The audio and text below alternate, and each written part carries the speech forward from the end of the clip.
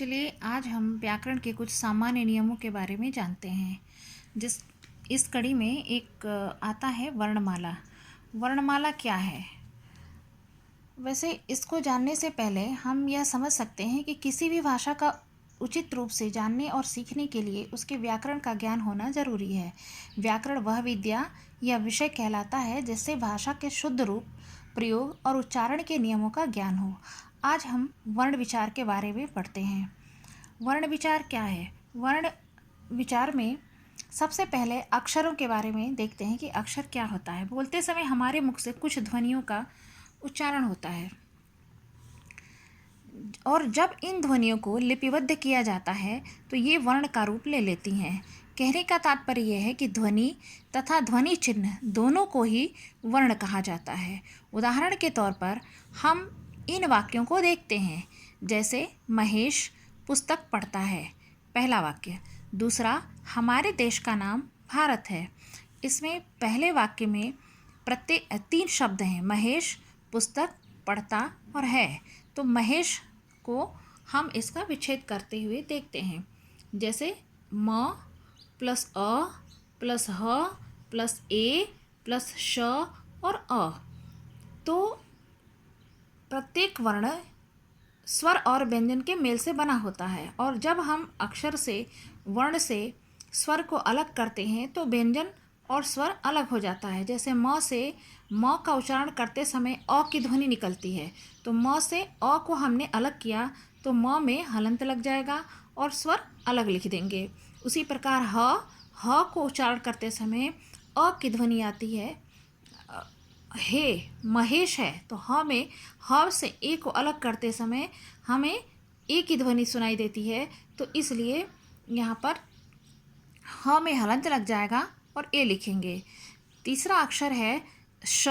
श में भी श का उच्चारण करते समय अ की ध्वनि आती है, तो इसमें श से अ को अलग किया और श के साथ हलंत लग गया, तो म प्लस अ म, ह प्लस ए हे और श प्लस अ श, अर्थात म हे श महेश। इस प्रकार के शब्द की प्राप्ति होती है। इसी प्रकार पुस्तक शब्द है। पुस्तक में प में उ की ध्वनि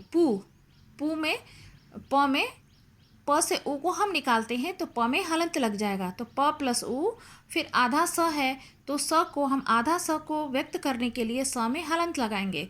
तो इस तरह से यहाँ पे हलंत हमने लगाया। प्लस त से अ की ध्वनि आती है, तो त प्लस अ त हो गया, और प्लस क से भी अ की ध्वनि आती है, क प्लस अ, तो इसको मिलाकर प प्लस उ पू, स आधा स हो गया और त प्लस अ त और क प्लस अ क, पुस्तक।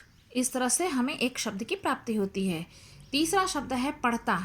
पढ़ता में प प्लस अ, यदि प का उच्चारण करते हैं तो अ की ध्वनि आती है, तो प से अ को हम निकालेंगे और प में हलंत लगा देंगे, तो प प्लस अ प। फिर ढ में भी अ की ध्वनि आती है, तो यहाँ पे ढ प्लस अ लगाएंगे। और ता में आ की ध्वनि आती है, तो त यहाँ लिखेंगे, हलंत लगाएंगे और उसमें आ को अलग करेंगे, आ स्वर है। अब बचता है। तो है जब हम उच्चारण करते हैं तो ह के साथ ऐ का उच्चारण आता है, तो ह में हलंत लगाएंगे और ऐ जो मात्रा है वही स्वर होता है, तो ऐ यहाँ हम लिख देंगे।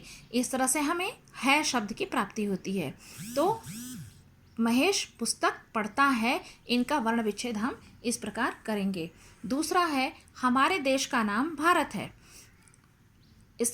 इसमें पहला शब्द है हमारे, तो हमारे को हम वर्ण विच्छेद करते हैं, ह प्लस अ। अब ह को उच्चारण करते समय अ की ध्वनि आती है, तो ह प्लस अ ह, म प्लस आ मा, र प्लस ए रे। जिन व्यंजनों से स्वर को हम अलग करते हैं तो व्यंजन के सामने हम हलंत लगाएंगे। इस प्रकार हमारे शब्द की प्राप्ति हुई। देश में भी दे अक्षर है, अब दे वर्ण है, तो दे में हमें ए की ध्वनि आ रही है, तो द प्लस ए और द में हलंत लग जाएगा।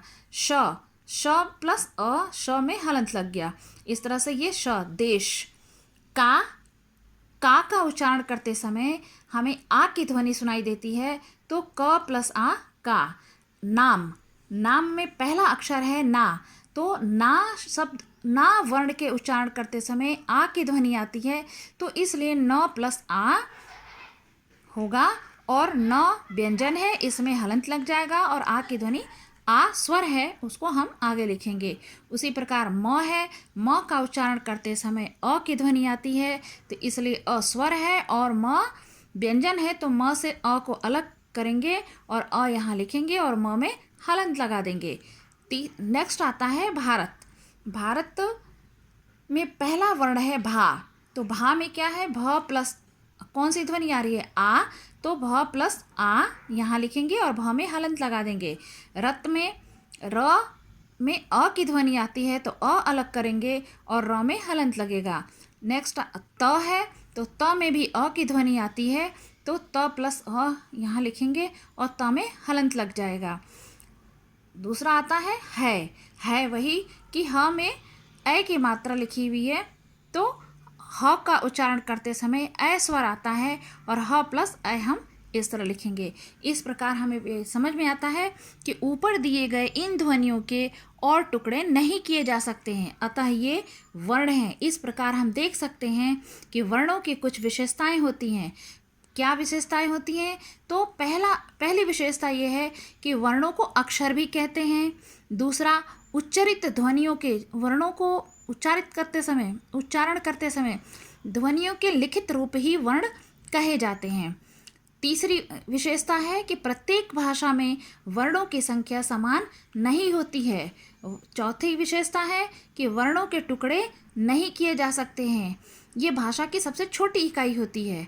वर्णों के मेल से ही शब्द बनते हैं। इस प्रकार से वर्ण विचार में हम ये समझ सकते हैं।